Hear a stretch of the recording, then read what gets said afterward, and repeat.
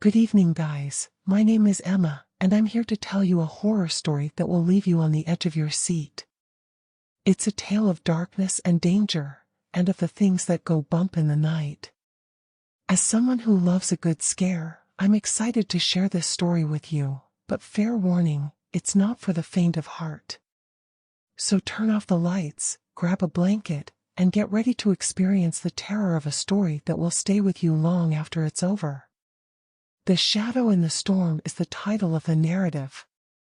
So, without further ado, let us begin the story.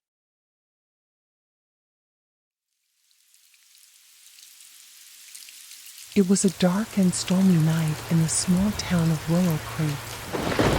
The rain had been pouring down for hours, creating a relentless downpour that was starting to flood the streets. Sarah had just finished her shift at the diner and was walking home in the downpour. She was soaked to the bone, and her hair was plastered to her face. As she walked, she couldn't shake the feeling that she was being followed. She turned around, but there was no one there. She shrugged it off and continued walking, but the feeling persisted. It was as if the rain had brought something with it. Something sinister that was lurking just out of sight. As Sarah approached her house, she saw a figure standing in the shadows, watching her. She couldn't make out any features, but the sense of unease grew stronger. She quickened her pace and fumbled with her keys, trying to unlock the door as fast as possible. As she stepped inside, she felt a sense of relief, thinking she was safe. But then she heard it, a soft tapping at the window. She walked over and peered through the rain-streaked glass, but she saw nothing. The tapping persisted, and Sarah felt her heart start to race.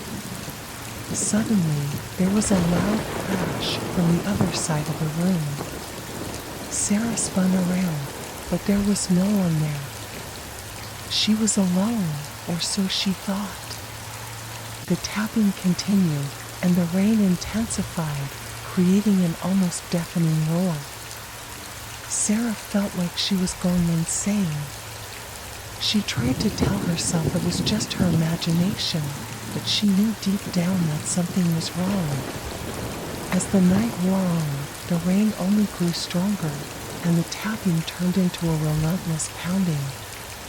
Sarah felt like she was being held captive in her own home, and the sense of dread continued to grow. Then, in the middle of the night, she heard a voice. It was soft and whispery, barely audible over the sound of the rain. "Sarah," the voice said, "come outside." Sarah was terrified. She knew she should stay inside, but the voice was so persuasive. It was as if it was calling to her, luring her out into the rain. Against her better judgment, Sarah stepped outside. The rain was pouring down even harder now, creating a thick curtain of water that made it impossible to see more than a few feet in front of her. She called out, but there was no response. She was completely alone, or so she thought. Suddenly, something grabbed her from behind. Sarah screamed and tried to pull away, but the grip was too strong. She struggled and fought, but it was no use. The rain continued to pour down, soaking Sarah and her attacker. She couldn't see who or what was holding her, but she knew it was something evil. Just when she thought she was going to die, the grip released her. Sarah stumbled forward and fell to the ground, gasping for breath. When she looked up, she saw a figure standing in front of her, its face obscured by the rain. She couldn't make out any features, but she knew it was the source of her terror.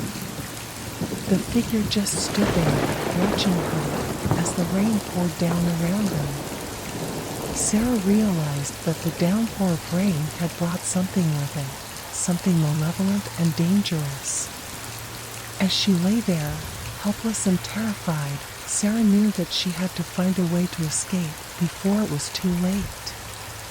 But she also knew that the rain had brought something that would haunt her for the rest of her life.